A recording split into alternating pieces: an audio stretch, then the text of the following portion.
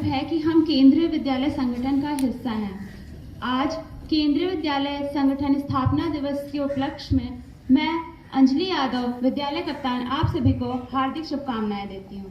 केंद्रीय विद्यालय भारत में प्राथमिक व माध्यमिक शिक्षा का प्रबंध है, जो प्रारंभ में मुख्यतः भारत की केंद्र सरकार के कर्मचारियों के बच्चों के लिए बनाया गया था, परंतु अब केंद्रीय विद्यालयों का डिफेंस, प्रोजेक्ट व सिविल 3 सेक्टरों में बंटवारा होने की वजह से और सभी वर्गों के बच्चे भी यहाँ पढ़ते हैं। इसकी शुरुआत 15 दिसंबर 1963 में हुई तथा यह तब से भारत के केंद्रीय माध्यमिक शिक्षा बोर्ड से अनुबंधित है।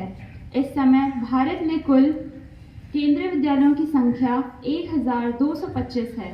इसके अतिरिक्त विदेश में 3 केंद्रीय विद्यालय भी हैं। केंद्रीय विद्यालय काठमांडू, मॉस्को व तेहरान। भारतीय दूतावासों के कर्मचारियों तथा अन्य प्रवासी भारतीयों के बच्चे यहाँ पढ़ते हैं। विद्यालयों में भारत के राष्ट्रीय शैक्षिक अनुसंधान और प्रशिक्षण परिषद यानी NCERT के पाठ्यक्रम का अनुसरण होता है। केंद्रीय विद्यालय भारत में केंद्र सरकार के स्कूलों की एक प्रणाली है, जिसे मानव संसाधन विकास मंत्रालय के तत्वावधान में स्थापित किया गया था, परंतु अब यह शिक्षा मंत्रालय के अंतर्गत आता है। यह व्यवस्था 1963 में सेंट्रल स्कूल के नाम से अस्तित्व में आई थी। बाद में इसका नाम बदलकर केंद्रीय विद्यालय कर दिया गया। सभी स्कूल केंद्रीय माध्यमिक शिक्षा बोर्ड यानी कि CBSE से संबद्ध हैं। इसका उद्देश्य भारतीय रक्षा सेवा कर्मियों के बच्चों को शिक्षित करना है, जो अक्सर दूरस्थ स्थानों पर तैनात होते हैं। वर्तमान में केंद्रीय विद्यालय संगठन की आयुक्त श्रीमती निधि पांडे IIS हैं। पूरे भारत में इन स्कूलों द्वारा एक समान पाठ्यक्रम का पालन किया जाता है। एक सामान्य पाठ्यक्रम और शिक्षा प्रणाली प्रदान करके केंद्रीय विद्यालयों का उद्देश्य यह सुनिश्चित करना है कि सरकारी कर्मचारियों के बच्चों को उनके माता पिता को एक स्थान से दूसरे स्थान पर स्थानांतरित करने पर शिक्षा में नुकसान का सामना न करना पड़े। केंद्रीय विद्यालयों की छात्रों का चतुर्मुखी विकास करने के लिए सराहना की जाती है। शिक्षा के स्तर को भी अच्छा माना जाता है। इन विद्यालयों में विभिन्न आर्थिक स्थितियों व देश के विभिन्न भागों के लोग के बच्चे एक साथ पढ़ते हैं, जिससे कि छात्रों के व्यक्तित्व का संतुलित विकास होता है। अब मैं जय हिंद, जय भारत, जय केंद्रीय विद्यालय का नारा लगाऊंगी और आप सभी मेरे बात बोलेंगे। जय हिंद, जय भारत, जय केंद्रीय विद्यालय संगठन। धन्यवाद।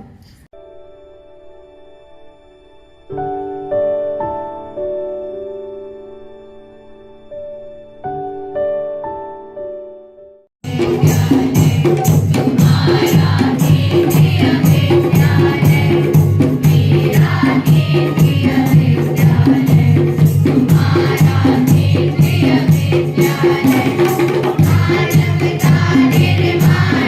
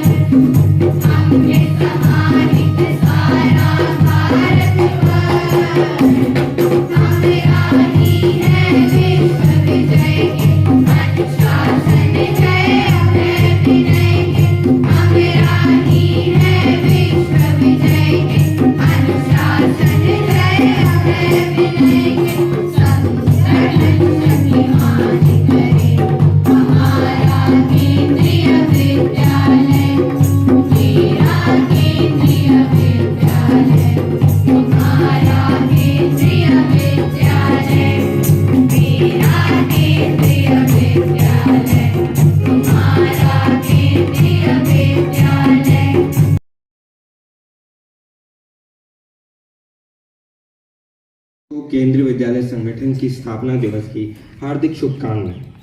केंद्रीय विद्यालय संगठन से जुड़ी आज जो जानकारियां आपके साथ साझा की गई है, आज की प्रश्नोत्तरी उसी पर आधारित है। मेरा पहला प्रश्न कक्षा 1 से 2 के लिए, भारत से बाहर कितने केंद्रीय विद्यालय है? पुनः, भारत से बाहर कितने केंद्रीय विद्यालय हैं? मेरा अगला प्रश्न कक्षा 3 से 5 के लिए, भारत में वर्तमान में कितने केंद्रीय विद्यालय हैं? पुनः, भारत में वर्तमान में कितने केंद्रीय विद्यालय हैं? मेरा अगला प्रश्न कक्षा 6 से 8 के लिए, केंद्रीय विद्यालय संगठन की स्थापना कब हुई थी? पुनः, केंद्रीय विद्यालय संगठन की स्थापना कब हुई थी? मेरा अगला प्रश्न कक्षा 9वीं और 10वीं के लिए, भारत के बाहर कहाँ केंद्रीय विद्यालय स्थित है? पुनः, भारत के बाहर कहाँ केंद्रीय विद्यालय स्थित है? मेरा आखिरी प्रश्न कक्षा 11वीं और 12वीं के लिए, वर्तमान में केंद्रीय विद्यालय संगठन के आयुक्त कौन है? मैं पुनः दोहराता हूँ, वर्तमान में केंद्रीय विद्यालय संगठन के आयुक्त कौन है? धन्यवाद।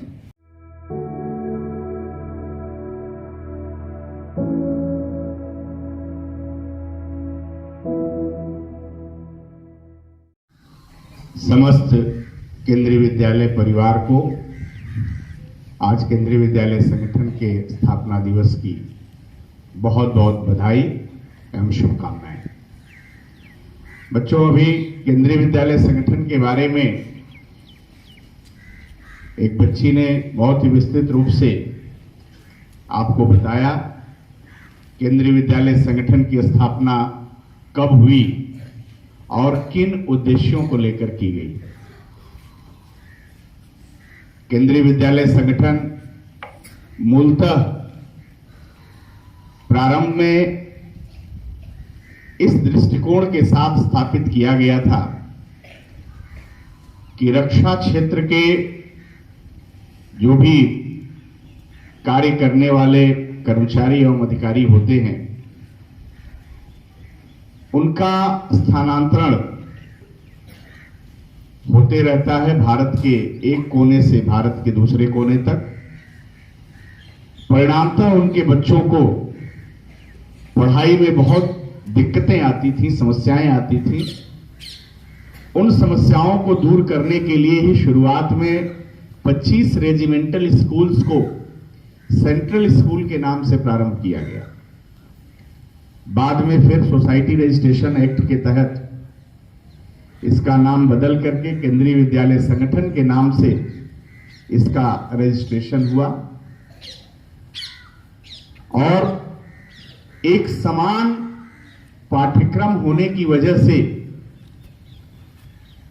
वर्ष के किसी भी समय कहीं से कहीं भी यदि किसी कर्मचारी का स्थानांतरण होता था तो उसके बच्चों को किसी प्रकार के पढ़ाई का नुकसान नहीं उठाना पड़ता था और आसानी से एक क्षेत्र से दूसरे क्षेत्र में जाने के बाद भी उन बच्चों को एडमिशन मिल जाते थे, प्रवेश मिल जाता था। इन सभी लाभों को देखते हुए केंद्र सरकार के